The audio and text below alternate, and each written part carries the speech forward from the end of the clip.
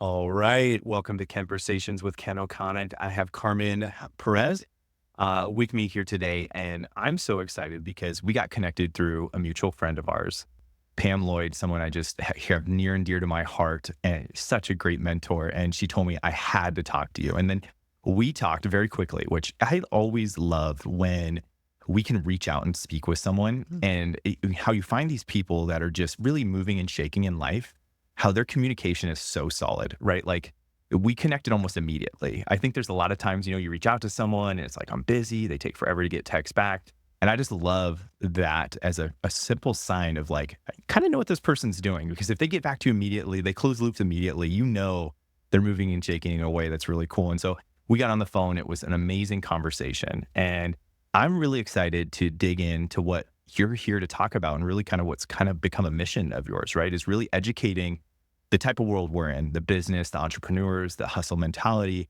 about workaholics, about burnout in a real way. And so where do you want to start? Oh my God, there's so many places. First, I want to say thank you for having me. It's such a trip to come all the way to Wasilla from Anchorage and have this opportunity to be in your podcast. And yes, I love Pam. She's also been a mentor for me. And we're having lunch. She's like, "You have to meet Karen." So I'm glad she suggested that. Yes. Um, but I mean, I can start with my story. Let's start there. It Okay. sounds like a great place. So I became the first Latina vice president at the largest telecom here in Alaska, which is a huge accomplishment because only 1% of Latinas make it to that top positions. Mhm. But in order to get there, I basically had to sell my soul to the devil, Mhm. in a way, um, because I had to work harder than anybody else to prove that I had the right to participate. Or so I thought. Because what happened is that I was working compulsively because I realized I have an addiction to work. And people very cutely sometimes could say, I'm burned out, or yeah, I'm a workaholic. But there's a big difference between working hard or being a workaholic, or being just tired, or being burned out. And so one of my missions have become to educate people on the difference, why it happens, and how can you prevent it. Mhm. So what are some of the main signs that someone maybe is nearing that burnout, or that they are like a diagnosed workaholic, as you would say? Okay, so let's start with workaholic, because I believe, at least in my case, their workaholism led me to burnout Mm, and not the other way around. sure. So the difference between being a workaholic or a hard worker is the relationship that you have with work. What is the intention and what is the motivation behind working hard? I have studied the neuroscience of this condition as I started to understand that maybe I was a workaholic. And of course, nobody wants to raise their hand and say, I have an addiction, because it's not flattering. But what happens is that, like any substance abuse, work can create a dopamine rush, a production of dopamine in your brain. And when we're conditioned to, go get the happy hormone. This is what, some people are addicted to alcohol. Some people are addicted to the gym. Some people are addicted to sex, because it gives you one of those Yeah. happy hormones. It makes you feel good. And so when you are predisposed to have that deficiency because something happens to you at some point in your life where you didn't get that. And I realized, looking back, that I look for that recognition, that reward through school, work, accomplishments, because I didn't get it when I was little. And so the cycle becomes so that it cannot be broken, because the more you work, the more dopamine you get, the more you like it. And then, like any addiction, you want more because you normalize it. It's like, oh, like I'm lifting weight. Oh, now I can, bench 200. I'm not a weightlifter, so now I want to do 250, right? Yes. So same with work. And so what is your relationship with work? Why are you doing it? Is it affecting your health? Are you overlooking your family? Are you overlooking, your well-being to be able to do something. Like, what happens when you complete a project? Do you actually take time to celebrate and maybe take a break? Or are you like, okay, what's the next thing? Literally. Because I need to, right? Like, I came back from my TEDx. I went to Zimbabwe for my first TEDx. And it was such an adrenaline and dopamine rush, like anything I have experienced. And I came back and I'm like, now what? It was so empty. Like, the house was quiet. I had projects, but nothing like that. And I, knowing that I'm a workaholic, I'm like, well, you're not going to work. Because I'm like, oh, I can write an article. I can write a book. I can, all these things. I'm like, no. So I'm like, well, I kind of have to clean the house. So the problem is that I started cleaning the house like my mom was coming to visit, if you know what I mean. Like, I found myself on the floor scraping the baseboards, and I'm like, what is wrong with you? Well, I know what was wrong, right? Like, I was trying to find a reward, a dopamine, was trying to create that.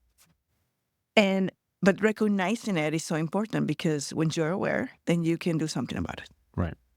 The problem is, like, if you have this work addiction and you don't recognize it, and the problem is it's celebrated in corporate America, and just our culture is celebrated. The more you work, the more hustle you have, nonstop connectivity. There's no incentive to disconnect from anything. If you don't take care of that, you will end up burning out, like I did. Because burnout is nothing more than an incomplete stress cycle, meaning you're going in all speed in all directions. Maybe you get upset with a coworker or a client, but you keep going from meeting to meeting to meeting, and there's no time in the day where you can actually release it, ground it, get it out of your body. The times of the caverns, if there was a danger and the adrenaline rush in your body, they had mechanisms to release it, and we don't have any of those. So when you do that day after day after day after day, eventually your body has to shut down to heal. Yeah. Because it sounds like the root is workaholic, the symptom or the byproduct is burnout. So I love getting to the root of things, right? Because if you're a workaholic, we need to be able to be aware of it, like you're talking about, and be able to apply some healthy behaviors or disciplines to help combat against it, right? Not to say that I don't want to encourage working hard and achieving things, but without that balance, you start to know that there's something wrong. Like, I use my personal experiences. We, right before we had my first child, our child, we took a 10-day trip to Hawaii, and nothing got me more focused to work and to provide than when I found out our family was going to grow, right? Like, there was and it was a good motivation, right? There was a lot of great accomplishments that happened during that time, but we took like a baby moon is what I found out. It turns out that's not an uncommon thing. I thought it was this really good idea, but apparently other people have it. That shows how much I know. But we go to Hawaii, and it's 10 days of like just complete disconnect as we planned. But I could not work. Like, I could not. Like, going to the pool and hanging out for like 8 hours, like, I was thinking about like what else could be doing? I should be doing something. I feel like I need to be doing something. Like, my brain could not stop.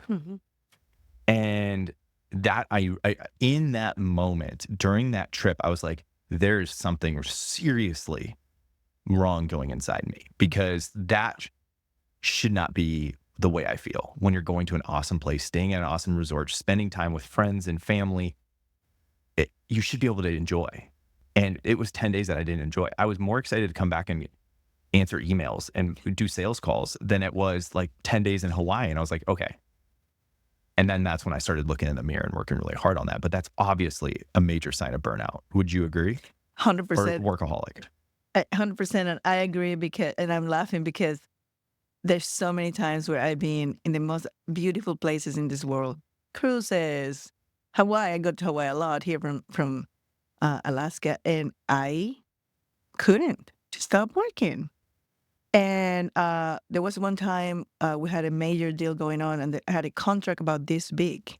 And it's cute because it has fingerprints of the Maui Bay suntan lotion, which is orange. Because I was on the beach reading the contract, but it's full of some because I had to do it. Yeah. So what happened is when you have a work addiction, leisure activities trigger something in you that makes you feel guilty. It's a waste of time because the only way your brain knows how to feel productive, feel accomplished, feel like you're doing what you're supposed to be doing is when you're working. And so it really all comes down. The first thing that I tell people they need to know is recognition, right? So kudos to you that you recognize it so early in life, right? Like you realized that you had a problem. Now you have a beautiful daughter. I just met her. And you can be present for her. My kids used to play. We would go to restaurants and they would like ask for the cell phones just to play. They didn't even know how to use. And they would play that they were working. And I didn't get the clue that they were just modeling what I was doing all day long. I mean, they were like 6 and 4. Yeah. How's that? And so, so recognition that you have a problem. And it's a spectrum. It's a spectrum. How to know if you're working hard or you're a workaholic? I would say, imagine like an alcoholic. I'm going to make that example because it's probably the most well-known and for an addiction. Yeah. Right. Not so disruptive as drugs, but like an alcoholic. The difference between an alcoholic and a social drinker is an alcoholic cannot stop drinking. Right. Their family could be falling apart. They might get fired from their job. And it doesn't start like that. It starts with the wanderings on the weekends, then every weekend and every day, and then it just goes out of control, right? Right. A social drinker, even if you go to a spill that you're drinking a little too much, you can say, you know what? It's going to be dry October. Or I'm going to lose 10 pounds, so no alcohol. Or, just like, oh, I've been drinking a little too much. You stop. And it's not a problem. Right. And the interesting thing is that the fact that you have an addiction doesn't mean you have to have other addictions. Like I'm making the point of the alcohol. Like I literally can stop drinking for a year. And then I get together with my friends and I might be able to drink for a week. But it's not an addiction. Like I can stop any day. There is no withdrawal. I don't think about it. Second nature. With work for me is different. Every day, I need to make sure I put myself in situations that allow me to control what's going to happen. Yeah. So would you say that most cases that's rooted from a deficiency or something like you said earlier that you don't get at some point in your life and then you're filling that void with that? I use work as a coping mechanism. It is about the thing I do best because I became very good at it. So I grew up, and I would say, emotionally neglected. No one beat me up. There was no sexual assault, anything. My mom was a workaholic. She was a workaholic because her mom was a workaholic, right? Like it's a cycle. That's all she knew how to do. Right. All I wanted was mom to love me, play with me Barbies, and give me a hug. She didn't know how to do that. So I became the best student at school. And, I would come home with like a 98. And she would say, what, you didn't get 100? Well, everyone else got a 20. Well, I don't care about everyone else. I know you can get 100 every time. Okay, I'm smart. But that's not what a 7-year-old, 9-year-old girl wants to, right? So it's like, okay, I have to get 100 all the time. So then I became obsessive with that. And then it's like, okay, so school got me a little attention for a little bit, but then it wasn't enough. So what else? Okay, so now I have to be the chess champion. And I have to be in the band. And I have to dance ballet. And, spelling bee, whatever. It's like, let me get more things. Get to college, I got 2 degrees. I got in the best grad school that I could get, living in Panama. And those things got me temporary recognition. Mm-hmm. And so that's the only thing I learned to do to get that dopamine rush. Yeah. And so it was a coping mechanism that I learned. And I find that's the way that happens. Like if you look at any addiction, why people start drinking,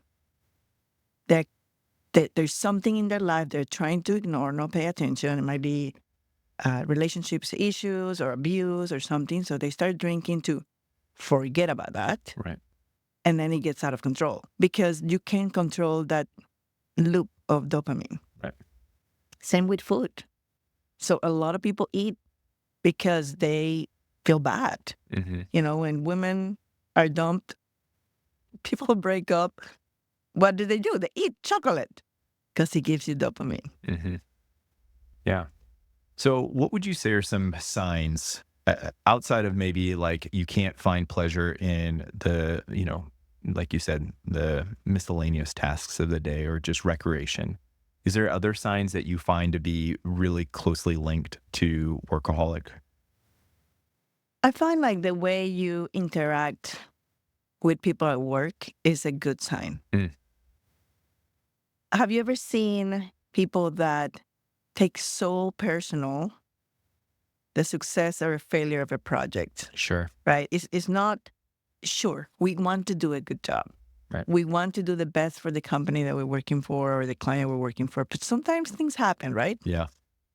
There are people who take the success or the accomplishment or a presentation, whatever it is task that you're doing, take it so personally. If it goes not as they expected, they might just blow. That wasn't my case, but I've seen a lot of people do that. I'm literally thinking of a couple people right now where they are a success and fire roller coaster, right? Like successes can be amazing or then they can be awful. And it's just this up and down thing. And no, that makes a lot of sense. Any other signs? I would say, how are your relationships, right? Like a workaholic will prioritize work above all, above husband, wife, kids, friends, Right. all of it. And so normally they are divorced a few times, perhaps, don't have a good relationship with their children, don't have many friends because they work 24/7. Right. Right. It's interesting, right? Because as I look at what you're talking about, and I obviously, like in anyone, you think of yourself or you think of, personal experiences. And, I feel like there's a dance there, because, I'm a big advocate because I had to do this in my life is I had to look at the sum of the people I was spending time with. And I had to divorce from those relationships if I wanted something different. But then, you find that as you do that, that becomes easy. It's really difficult at first, but then as you do it more and more, it becomes easier and easier, right? Because you're protecting something, you have a vision of where you're going. And if it doesn't align with that, you tend to cut a lot of people off, And so I would be curious on what your thoughts are, because what I have very close relationships with a very select grouping of people, and those people I would die for, and I would literally, they could call me today and be like, hey, I need you to fly here to help me with this. I'm like, okay, let's go, But, when it comes to like total relationships, I think sometimes people could get that mixed. What do you think? Yes. And I'm going to go for a little tangent for a second, but I think is at the end, it will be related. So one of the things I have learned, so I love to study. It just, again, takes me dopamine, but like knowledge is one of my favorite things to do. So I have been studying mindset, personal development for my entire life. And I have come across, this book is in Spanish, but it basically tells you that everyone that comes into your life in one way or fashion is a mirror of you. There's something that they are bringing to you. It could be that you are that, and that's what it irritates you. And it doesn't have to be that you're that in the exterior, but that you're that to yourself. Or it could be that you have swung the pendulum so far to the other side and it's trying to bring you balance. Sure. So when we are pruning our relationships. And I firm believer you are the average of the 5 people you hang out with. And that's, I always like to surround myself with great people. Sometimes it's easier to prune the relationship that we might be perceiving as bad. Right. But if we don't take care of what is that mirror trying to tell me, Right. I have found, I'm a little older than you, I have found that I will get another person with the same thing louder. Sure. And then I cut that, and then it's the worst. Right. And eventually it gets to the point that life, God, whatever you believe in, is like, Yep. are you going to listen to this? Totally. And so that would be the only, I guess, caveat, right? I love it. So if you have a workaholic in your life, I would ask myself, it could be your boss, it could be your peer, it could be someone who works for you, it could be your mom. What is this trying to tell you? Right.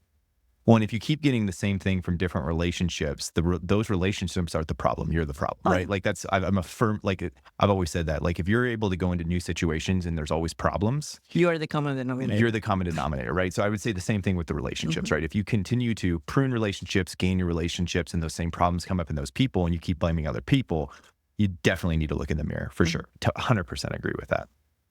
And so with that, then, so the relation, go ahead. I was going to say, because I was just remembering this, that what was very interesting is even though I was working myself to death, I was very strict with my team.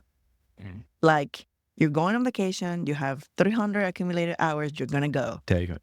And sometimes there was this guy, love him to pieces. He was workaholic, but I could see it in him. I couldn't see it myself, right? And so he had this condo in Mexico, and he would go to Mexico, but he will bring his computer and wanted to work. And I'm like, you are on vacation. You have so much time off. Like, sometimes I had to give him time without putting it in the system because he had so much time that he was going to lose it, right? And I, few times, disconnected his access. Great. So he couldn't. Right. And so, talking about like, it doesn't have to be that because you're a workaholic, because you might say, oh no, but like I enforce work-life balance in my team. I did too. I will be working at 2 a.m. and I will see someone from my team come online. I'm like, what are you doing here? And of course they'll be like, what are you doing here? I'm like, well, I'm getting paid for this. Like, you go. Yeah. But it would have been so healthy for me to recognize, to see the mirror, right? Like I think they were coming to me to show me what I was doing, but I was totally oblivious. Right. I've always said, and I'll be curious what your perspective on this is, if you're working in a workplace and your boss works all the time and never takes a vacation, serious red flag, right? Serious red flag, because that expectation gets projected, right? It really does. Or at least the feeling of it would be that, because if your boss is calling you at 10 p.m. every night, sending you books of emails at 1 a.m., 2 a.m., like, even if they're saying all the right things, take the vacation, do all that, there is a perception that they see that pressures them to feel somewhat of that way. Even if it's not being said, it's read into, you know? And so it's definitely something I highly encourage people to pay attention to when they're working in new environments. Yes, absolutely. And I had so many of those bosses. Like, I remember one time, it was Sunday morning, I was in church, my phone rings, the CEO of the company. I'm like, I'm leaving. I mean, like, I have to answer the phone. Right. No, you don't. What was going to happen? Are you going to fire me? No, they weren't going to fire me. And for all those leaders that feel like they have to answer the phone, like, it's from one of my favorite books. I've really say that I've practiced this for about 10 years now. It's called Liz Wiseman. Multipliers is the name of the book. She was a former C-suite employee at Oracle for many years. And she had a philosophy in her book that was called Space. It was the entire philosophy, right? And as a leader, you feel value by answering the phone, helping situations, putting out the fire. But what you're doing is you're creating an incessant need to be needed. And in my opinion, that doesn't make you a great leader. That actually makes you a very handicapped leader to your team. And I have adopted this phrase over and over, and I've taught it to my teams. It's not that I'm delegating everything. It's not that I am being, distant for a reason to hurt you. I want you to be empowered to make decisions without me. And then you become a better leader for it, right? And when you create that healthy balance with your team, it's amazing the freedom you get, but the growth that you start to get around you, because people can maybe even get to your level or even past you. And you have to be okay with that. And if you don't do that, it just, you're going to continue to keep people down and be stuck in that workaholic or that needed to be needed situation that's not going to help you get to where you want to be. Listen, I was known at the company as, if it's broken, give it to Carmen. She's going to fix it, which made me feel great. I mean, I got so many opportunities and projects, but I was, by the end of my career, before I left, I had 72 projects under my team of 10 people. That's insane. Mm-hmm. Nobody can do that. It was not sustainable, right? No. And it didn't go for like 3 months, 18 months of that. Yeah. And so it was unsustainable. And so like the other thing I tell companies is, if you think addressing your team's burnout and workaholism is going to cost you money, think twice. Because if you have, the higher the people who suffer from burnout or workaholism, the more it's going to cost you. When I left the company, half of the team left because I did. Because regardless of what was happening, I was a good leader. So I left, they left because they couldn't deal with everything else that was happening. There was so much institutional knowledge lost, not because I didn't want to transfer it, but sometimes company, when you turn your resignation, they're like, oh yeah, you're done, right? Yeah. Like, so that happened. Yep. And as far as I know, because I keep in touch with some people out there, they have not replaced me yet, almost 2 years later. There's people filling in gaps, but there's no one who had everything they had. So when you add all that, I'm way past 7 figures already, which that costs.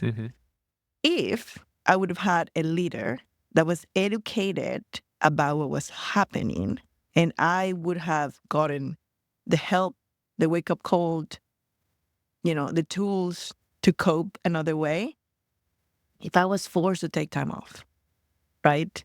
Like, no, you're going on vacation.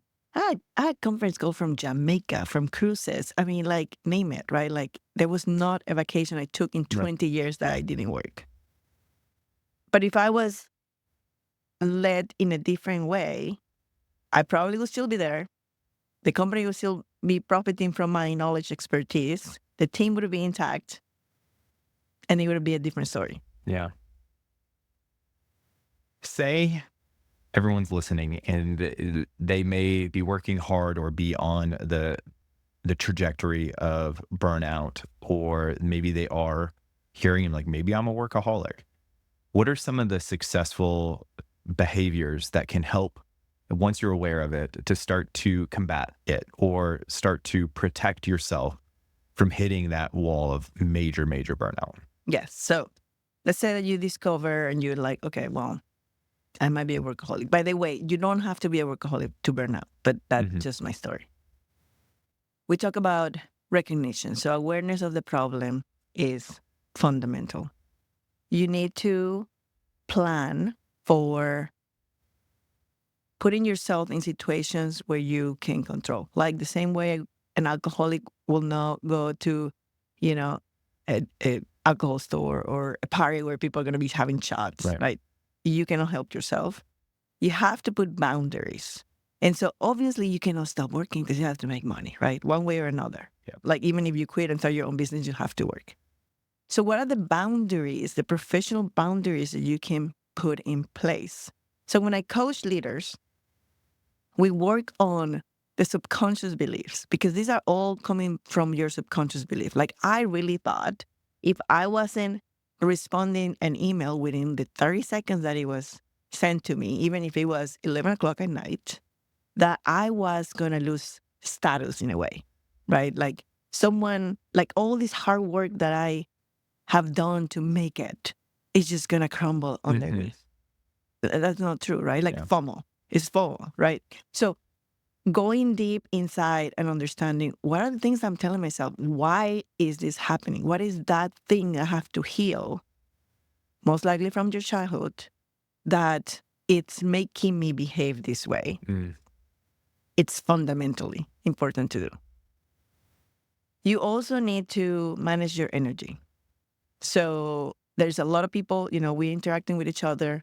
And I don't know if you've been in a situation where someone is in a bad mood and then you get in the bad mood because you were next to that person, right? And so manage your energy. Going to nature is just great for that. Ground, yeah. Yeah, it's a ground. And just be like, towards the end of my career, I'll be like, I know I'm going to a toxic meeting. And so I'm aware of it that already. And before the meeting, I will just center, and tell myself, the BS is not going to affect me. And like literally like that, right? Like just the awareness is so powerful because you don't get just pulled into the flow of downstream ramifications. Yep. And so having that, making sure you take care of yourself. Sleep is so needed. Yeah. There's a reason why, we should function with the circadian rhythm, because at night, the body is supposed to take care of inflammation, immune system, restoration. We need, 6 to 8 hours of sleep. Mm-hmm. And sure, when you have a baby, you don't, but that's temporary. They eventually go to sleep. And then what happens is like we never go back to that. It's like, oh yeah, I can function with 3-4 hours. Yeah. So those are some of the things, I tell people that they need to do to be able to like break the cycle and stay ahead of it. So it's not just like break it. And it's a forever work. It's not like, oh, I'm going to have this checklist, check. I'm done. I'm going to put it away, going back. No, it's a forever thing. Yeah. One thing that I would be curious on what you say, not to like add it to your awesome list already, because that is amazing perspective, is find someone who's living the life that you want to live, who's working hard, who is leading. But wait, they do these adventures and they do these things. And when you're spend time with them, that's when you can really do it, is if you spend time with them and they don't look at their phone for a week. That's an impressive nature, but when they're back, they're crushing it, right? Yeah. So finding someone that also does it and having someone to soundboard that through is really helpful, because sometimes I think people that are in these situations, if it's to be, it's up to me, right? It's kind of the phrase that they have. And yes, at the end of the day, this is your life and you have to live it, but seek guidance and accountability from people that are around you that are doing what you have or want, and they can help give perspective that you might not get to on your own. Absolutely. And with that, one of the things I like to encourage leaders to do, whoever wakes up to the message or realize that they have this condition and they are able to pull themselves out of it, or not, but they know someone, so they are impacted by it, to be an example. My very, very first leader was great at this. He was chief logistic officer at a big company in California. And there was a board meeting. And I'm like, oh my God, we have to put this together. He's like, I'm not going. I'm like, what? He's like, it's my son's birthday. I don't work on any of my kids' birthday, my wife's birthday, our anniversary. It doesn't matter if the president of the United States wants to talk to me. And I was like, wow, that's so amazing. So having someone at that level with that power to embrace those values allows people, coming up to do that. Right. But then, you land in another job with someone who, it could be Father's Day, Thanksgiving. Oh my God, I've been called Thanksgiving, Christmas morning. I mean, like, really? Right. New Year's. Oh my God, we had fire drill a couple of years ago. New Year's, it's like 11:50 p.m. before New Year's, and I'm like chasing people to get this done because otherwise we're gonna get fined, whatever. And so it's like, really, is it really that important? Yeah. No, I love that so much. I mean, I remember being in a leadership position. I used to text all my major employees on Thanksgiving, like thankful, but it would take like an hour and a half to text these people. And I was like, I need to stop doing this. Like, I can text them on the weekend, or I can text them the day before, or whatever, and it's funny how you can manage your own expectations differently once you start to see it from a bigger picture. What do you say to people that are like stuck in this hustle mentality, this like go all the time, like, work, not hardly sleep? Because it's so inundated. Like if you're like me and you scroll through social media, it's like literally all you see. So what do you to say to so many people that are talking so hard about just go and, work 100 hours a week because you get twice the amount done and retire before 35? Like what's your perspective on all that? Retire for 35 would be awesome. By the way. It would, but what are you going to sacrifice on the No, way I to know, that? I know, I know. Um, I would say the first question you need to ask yourself is, are you happy? Because money doesn't get you happiness. Status doesn't give you happiness. It's temporary, Mhm. right? It's just the heat. And I mean, I was one of those people with all the success I had in paper. I was one of those people who will Google how to be happy. I mean, that's like so, and of course, nobody can tell you that but yourself, right?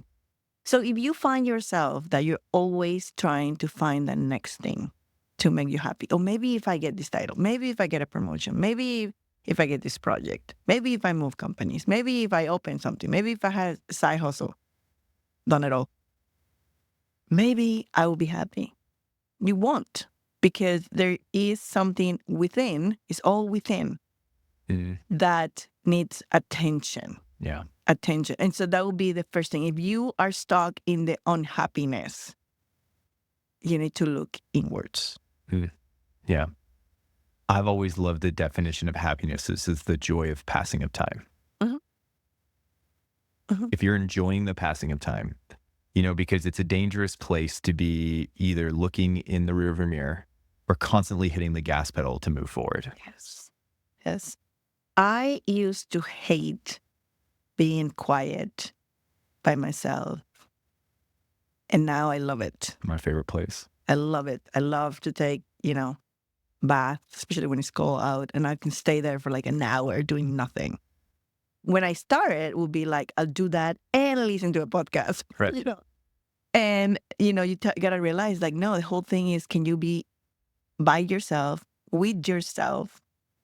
And it could be scary to listen what's in Mhm. here or to feel what's in here, but that is the work. Yeah. That is the work. You need to love yourself and all the pieces and all the, have compassion, right? Mhm. Like, sure, if you might have made bad decisions or you might be in a bad situation, but what you embrace, what you overcome to get here. And tomorrow, it's an open canvas. You Right. can make whatever you want. I know I used to be, so my time for that is working out, right? I used to be someone like listen to music or listen to the amount of audiobooks and podcasts that I've listened to while working out has been really beneficial. But what I came to realize is like me and myself and my own brain can actually come up with great processing tools, ideas.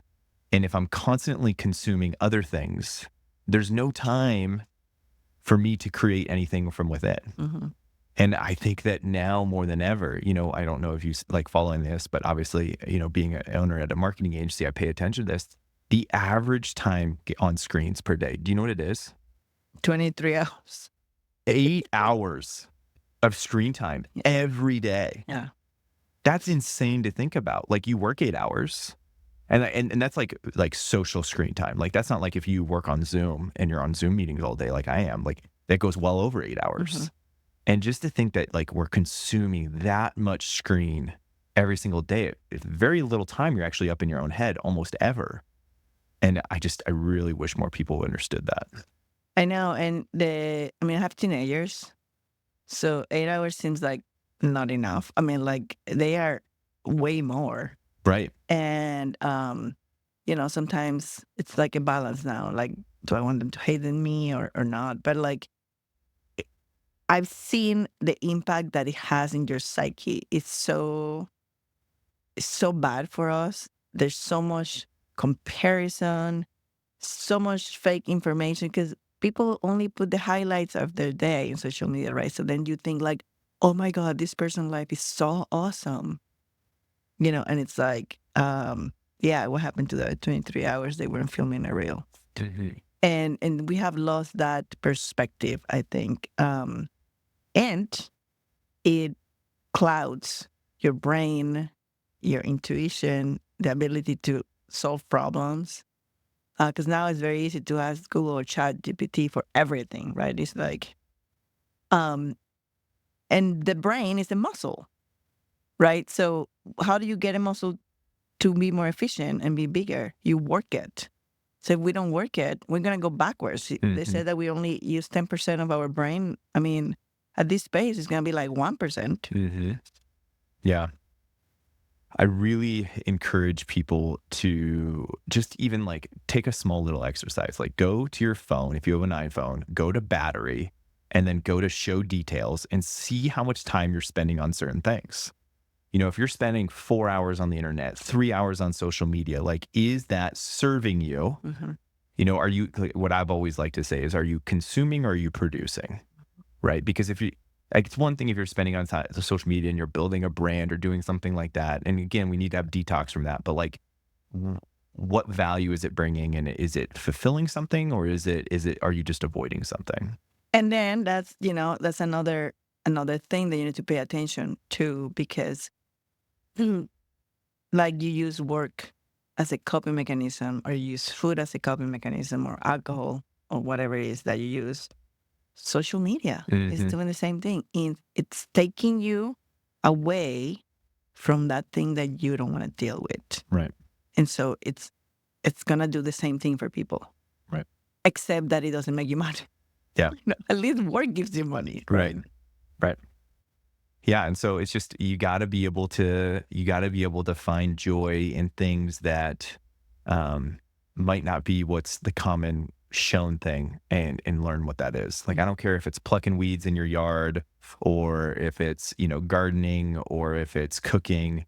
Find a place to move your hands, move your feet, and it brings more value to the work, wouldn't you say? Like, I mean, would you say that as you've coached and mentored people and they become aware of this burnout, like, are they still being this awesome worker while also like enjoying other things in life? They become better workers, because the high productivity of a workaholic is unsustainable.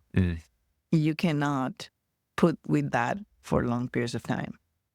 And the human brain, we cannot really concentrate on something for more than, X amount of time. We have to take a break and so on. Otherwise, it's just disconnection. The marginal contribution of it declines. But when I work with leaders, and I mean, quite frankly, any business owners, whoever has, any of these things they want to work on, and they learn to balance, nourish themselves. You know how many times I didn't eat? You know how many times it was like 6 o'clock and I'm like, wait, I need to go pee because I haven't gone to the bathroom the entire day. That was not uncommon for me to say on a normal basis. And I mean, my family would be like, what? And I'm like, I didn't have time. I had meeting after meeting after meeting after meeting after meeting. Yep. And so when you actually take time to nourish yourself, move your body, exercise a little bit, do some mindfulness, meditate, just quiet your brain, just see what's there. Your energy and your creativity, your capacity to solve problems exponentially increase. Yeah. I've always used the example for anyone, obviously being in so much fitness, this has always been a good thing, but a lot of people came to me all the time and they were like, I want to run a marathon. Never ran a marathon before, but they're like, I want to run from start to stop. And I'm like, okay, so is it more about the running or is it more about the time? Because if you want to actually go faster, that's actually not the most productive way. You actually can walk a marathon for most people that haven't done anything like that and actually do a much faster time. Because if you run until you need rest, and then you stop and walk, and then you feel good, and then you run again until you need rest, you actually go much faster.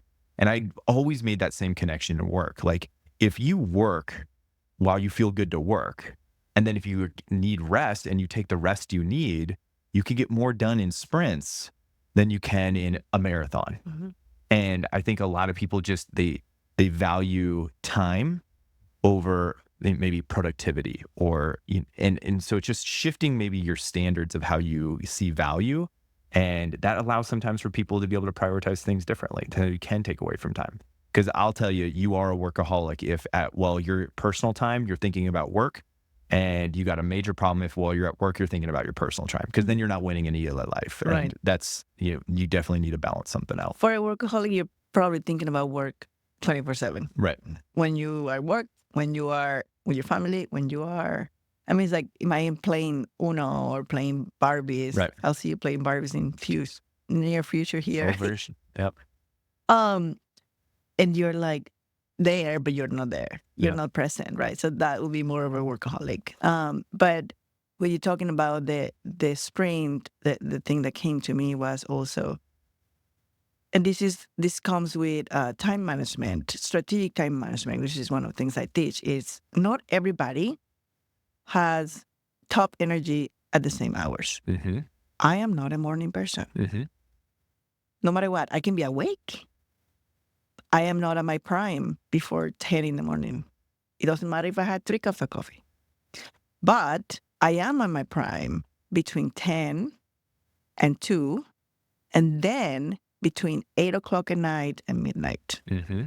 That doesn't mean I need to be working from 8 in the morning, which is where, society has told us that we need to start, until midnight. Right. So if I were to design the ideal work schedule for Carmen, it would be actually to work at night, like, say 4 in the afternoon to 9, 10 p.m.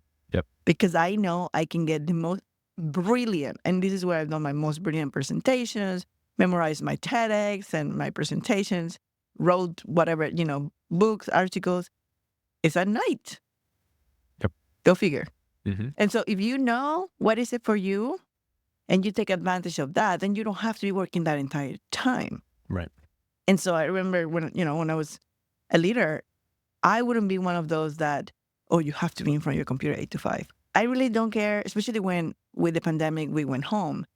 I don't care when you are in front of your computer, when are you working. This is the things that you need to get done, and just get it done. Yeah. Did it take you 3 hours? Good for you. It doesn't matter, because we're not, there's a point, I mean, when you're starting your career, you're getting paid by the hour, but there's a point you're getting paid for Outcomes. results. Right. Outcomes. So kudos to you if it took you 3 hours, because I'm not paying you for 8 hours. I'm paying you for results. Exactly. And again, right, some people are working for the hour, but there's a lot of things in life that you can focus on more outcomes, and behaviors that lead to outcomes, which I will tell gives people a lot more enjoying of the passing of time than results of a goal, right? Because if you're focused, like you said, like I lived in a life for a long time is like, literally the minute I accomplished the goal, I was already set on the next major goal. Couldn't even celebrate it for even a dinner, right? It was like, we can celebrate it, or we can work through that dinner and I can be that much closer to the next goal, right? And so I believe that our society has really put goals and outcomes, as the priority. But I think that if you're like you're talking about with like how and when are you the most productive? What are you doing it? If you can actually set goals around behaviors, you actually are more productive and get more energy from the things you're doing than prioritizing goals. And I think that's a major shift to most people, is because they do focus on like the prize or the outcome all the time. Yeah. And I didn't make up this. I wish I would. But there's a book called The Power of When. The Power of One? When. W-H-E-N. I don't know, remember the author, but he's a doctor who specializes in sleep disorders. And so through all his career, he noticed there's this specifically for group of people. And he divide the human race by these 4 people, and he keep testing it with his clients. And so there's the people who can thrive 8 to 5, and they are the majority of people. And that's why society works this way. But there are the night owls, there's the early morning people, and there's people who does have insomnia and things that, it's different. But when I learned that, I was like, oh, I'm not broken. And you know what? My daughter is the same way.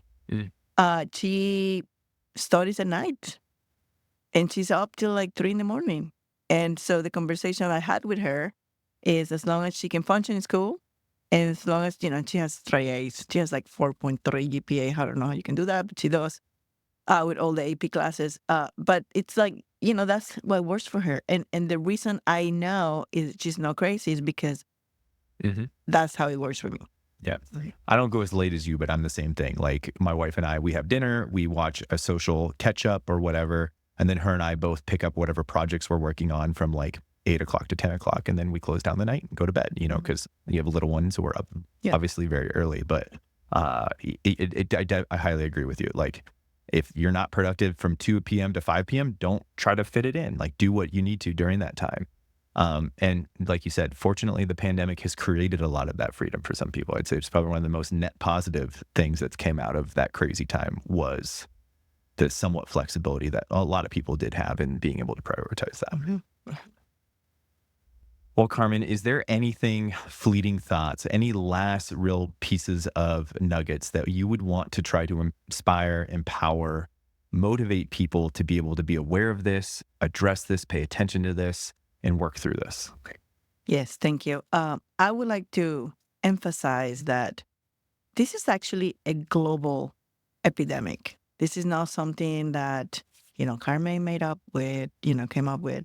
In fact, Wayne Oates first coined the term workaholism in 1971. That was a long time. Yeah. And it is something that is affecting a lot of people around us. So I encourage everybody just to look around and question yourself. Is it possible that this is something I'm experiencing?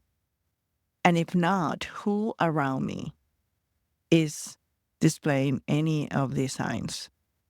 And offer help, because it's a real condition that can lead to severe burnout and therefore, all kind of stress-induced conditions like high blood pressure, diabetes. I mean, in my case, I had bleeding stomach ulcers where I had From work. from the stress, yes, Yeah. from the nonstop. My body didn't have time or a way to heal itself because it was a nonstop stress cycle, like 24 hours after 24 hours. And so, when you find yourself being unsuccessful, having all these things that you wanted, and about to die when you have kids, not a pretty place to be. And I know my case is probably extreme, but there's a lot of people that are suffering from depression, heart disease, or they go and cope with another type of addiction to like eat it. And it's affecting a lot of people. So my call to the world is to be aware. This is a real thing is happening, and it could be remediated. You can recover from it. Can it be cured? Probably not, because there's something in the brain, electrical, that that is prompting you to do this. But once you are aware that, okay, this is the way I cope, then you can be ahead of it and not have to fall into the trap. Well, and you can create safe nets for you, right? Like, I will say that I love working. Like I do. Like, and I know that's not the best thing, but you can create safe nets. You can create safety traps. You can create accountability systems. These are all things that help people learn, when to go and when to stop. And the stopping you'll come to enjoy, right? Like, the juxtaposition to that trip is the family or the friends that we went with to Hawaii just this last March. We went again a little bit longer this time. I turned off everything. I turned off my email. I turned off my Slack. I did not do a single work for 14 days. And it was the best trip of my entire life. And I've done some amazing places, some amazing trips. And there was nothing more valuable than just being so present and having joy, not having to be stuck to your phone. And it gives joy to yourself and gives joy to your family. Now that I do those type of things, like I just recently went to Disney World with my little one, and I didn't work at all for a week. And then I came back early, and then I went with my teenager daughter to a BitCon conference in LA, and concerts, and we went to Disneyland there, and it's like quality time. These moments, these memories are going to be there forever. And, you also get to not pass the trauma. Right. Because I mentioned my grandma was a workaholic, my mom was a workaholic, I was a workaholic. When that realization came to me, I said, it's going to stop right here, right now. I'm not going to pass this forward. Love that. Love that so much. Well, I can't thank you enough. This has been such an empowering conversation, and I'm sure that there's so much more that we could talk about. But you have a couple talks coming up, right? When are they? Yes. So July 31st, I'm going to be speaking at the United Nations. There's a Women and Girls Empowerment Summit. So that's such an honor. I don't even know if I wanted to manifest this, I would be able to put it in paper too. It just happened. I was nominated and brought in, and also I'm going to be receiving a presidential award. Wow. I know. That's really exciting. Yes. And then 2 days after that was announced, I got invited to participate 3 days later on the first TEDx in Spanish in the United States, and that's in Delaware. So talking about dopamine rush, Yeah. right now I'm in memorization mode. I have 2 different talks, 2 different topics, 2 different languages. And I'm very, very excited. But I am planning to take a week off completely of After. after. Yeah. Where are you going? So it's in New York. Yeah. Oh, where I'm going after? Yeah. No, I'm gonna come and spend time with my kids because right Yeah. now, literally all I'm doing, they probably know the talk by now because everyone who comes to my house needs to watch me practice. So I'm spending time with them that way. They get to criticize the talk or whatever. But yeah, it's a lot of work. But the difference is I know the boundaries, right? It's a sprint. Right. I have a month of very intense Yep. work for something that is unbelievable and so important. And then after that, I made a commitment. It's the week before school goes back, and I'm going to be 100% present with my children. I love that. I love that so much. Anything last thoughts? No, I'm just so happy that we connected and we had this conversation, and I really hope it resonates with your audience. And I'm here for anything that they need, more guidance. Yeah. I do this in so many fashions. I do it through keynote speaking. I do it through workshops. I do it through one-on-one leadership coaching. Yeah. How do you want people to reach out to you if they do? I'll put it obviously in the show notes, but I want to make sure if there's someone that hears this and they want to get more perspective on this, because I know for a fact there's people here that could benefit from your perspective and your knowledge and wisdom in this. Yes. So I'm all social media. I am Carmen Paredes. That's my handle. But my website is Exceptional Leadership Solutions. Okay. Awesome. Well, thank you so much. I'm super excited that you came. Thank you.